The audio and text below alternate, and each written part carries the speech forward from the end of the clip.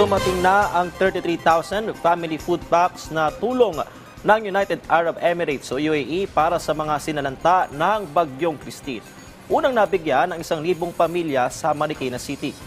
Pinangunahan ito ni DSWD Secretary Rex Gatchalian, UAE Ambassador to the Philippines Mohamed Obaid Al-Saabi, Emirates Red Crescent Chairman of the Board of Directors Dr. Hamdan Musalam Al-Masroui, Senate Minority Leader Coco Pimentel at Special Envoy to the UAE Katrina U. Pimentel. Ang nalalabing higit sa 30,000 family food packs naman ay ipapadala sa Bicol Region.